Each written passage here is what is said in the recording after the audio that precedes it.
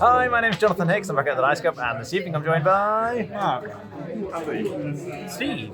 And we just finished playing Ecos, the First Continent. Now, this is the end of the game, and you can see you've got a huge kind of landmass here and bits of water and things. At the start of the game, you only have 4 of these tiles, so you're kind of gradually building up this landscape as you play the game.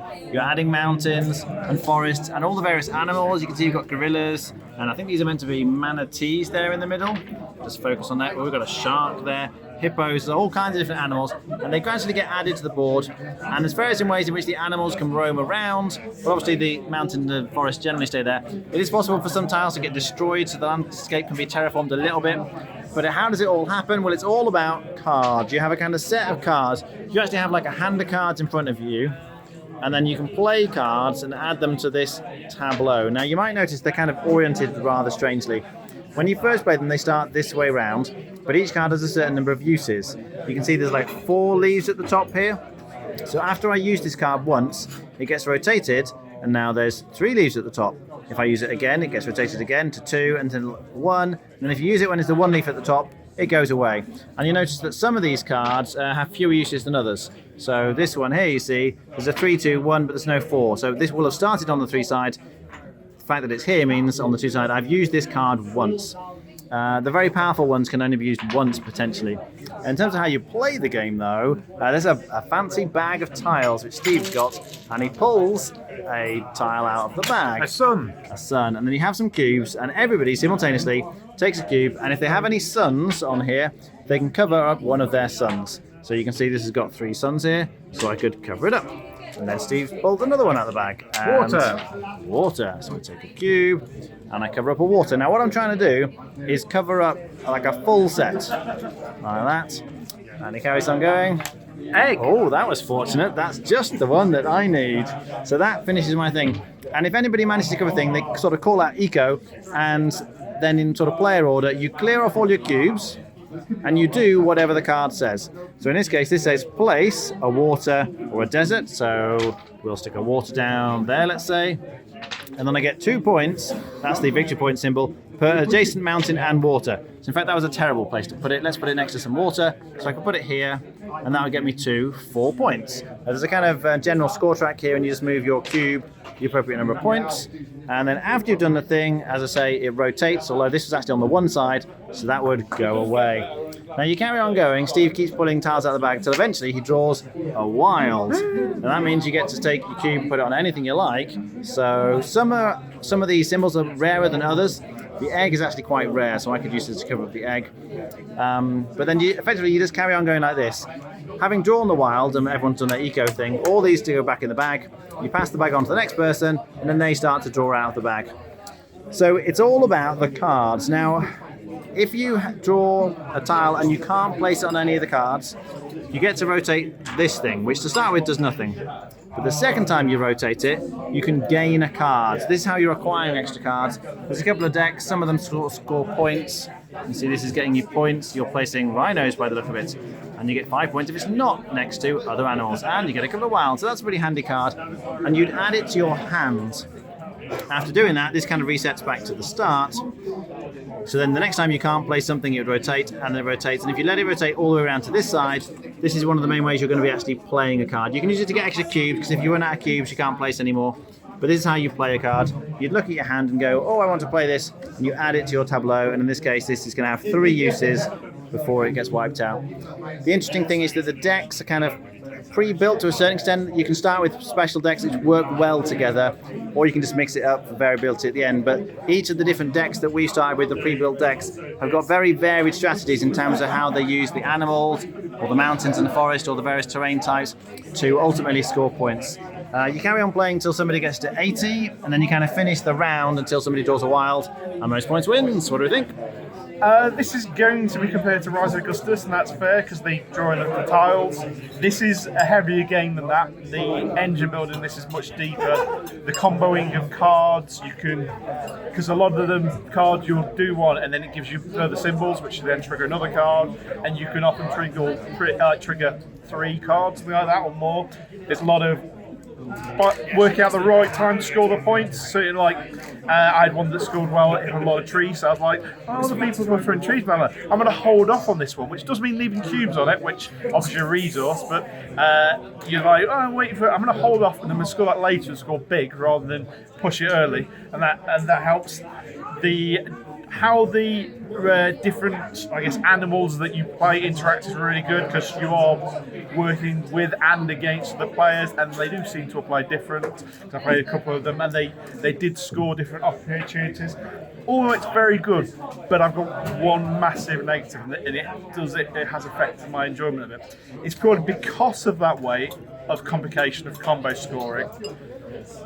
Go ecos, or some ecos, and if you're not doing it, you are just sit there going, they're going to be a while working out the optimal way to play these cubes, and that happens regularly.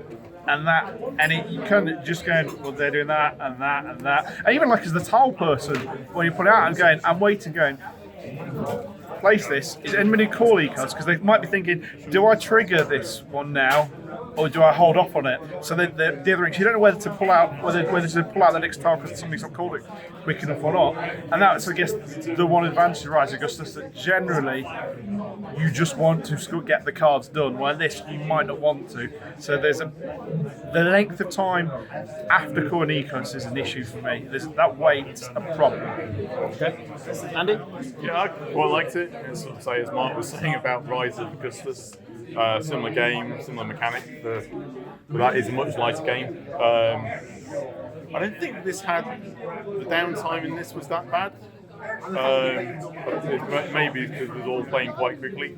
If you did play with somebody that's potentially AP prone, I suppose they could take the time working out this optimal combination of which cards they need to activate now, which ones they want to leave. But as I say, in this game, I didn't find that was too bad. Do like the various combos on the cards. It being my first play, I was quite surprised when Jonathan decided to eat all my hippos. That was about to score as well. And it's like, oh. So devastated scoring at that point, but overall sort of didn't do too badly scoring wise, considering it's first game. I'm tired and I wasn't expecting to do very well. But yeah, I quite enjoyed it. Okay. Steve? There's a lot of nice things going on here. In terms of downtime, I've much preferred this playthrough, but I played it twice, and the first time I played with two people who weren't gamers, and then myself who played for the first time. It was a lot slower, so I can understand Mark's frustration. I had that playing with the two people who were umming and ahhing and faffing about a bit about where they put their cubes and take backs, and so I'm not done yet, that sort of thing.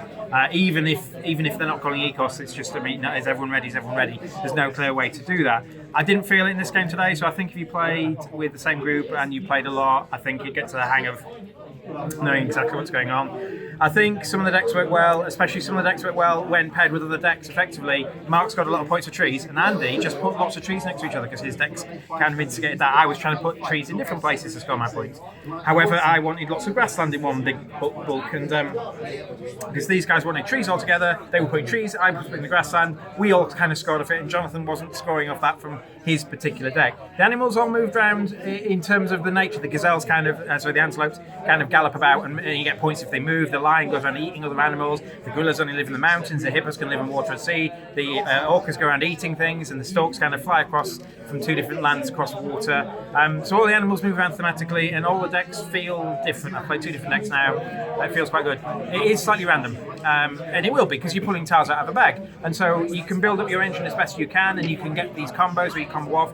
But if you get a card that its only job is to kind of fix your cubes, basically I can put a sun on this card and it changes into a grass, you've spent a lot of time kind of putting that card out to mitigate the randomness. And maybe you're sleeker, but you're still kind of a behest to what's pulled out of the bag. There was no suns pulled out for the early part of the game, even though it's the most common thing in the bag. The best bit about this was the end game condition. We said we're playing to 80 points. I got to 80 points. So Andy got his app out, said, what's everyone got? We're about to score it up. And I looked to see if there's any end game scoring. And I realised that the game doesn't end until someone draws a wild card and someone's over 80 points. So although I got over 80 points and two of the guys on 17, Mark, when eventually won, was on 60 odd, we kept on going, and Andy pulled out no wilds and no wilds and no. And it went on for a long time. And I'm sitting there, I'm thinking, my engine's kaput. I've run out of steam, and Mark's Mark's got potential 20 odd points on this card that he's kind of spent the whole game building towards. And I really like that. I think if it just ended when someone got over 80, it would just be kind of like a race to see who can score this massive card that you kind of want to wait till later on to do. The way it was played, it made it, even though I went from a winning position to third, it made it much more enjoyable for me. Rating? 7. Andy? Yeah, I thought sort of based on this play, I'd probably give it about 7.5. Quite happily play it again. Okay. I'll give it a 7 too. Okay. Yes, it's a much heavier game than it looks, and just as our warning, it has a steep learning curve. In your first playthrough, you're going to look through your deck and go, what does this card do, and how does that card work? And because the interesting thing about the deck is how the cards work together. And it will probably take you a playthrough or two before you really get the hang of some of the decks. So you can kind of get to the end of your first game and be like, oh, now I realise what I ought to have been doing all game, and you kind of messed it up. But having played it a few times, like I've liked this more every single time I've played it. You do need to play with the right group. Because it's heavy, you need some serious gamers really. Although it looks like a light game, it really isn't. The engine building is quite interesting. Figuring out how your deck's going to work and how to maximise it based on what everyone else is doing and how they're placing the forest and the animals and things is quite interesting. There is some downtime. I didn't mind it as much as Mark, but it does exist. And certainly if you've got AP prone people, you want to be aware of that. But I think they've done a really good job with this one. Component quality is great. This was one of the best rule books I've ever read, actually. Excellent rule book, so well done whoever wrote that. I would be on a 7 out of 10 overall. Thanks very much for watching. That was Eco's First Continent.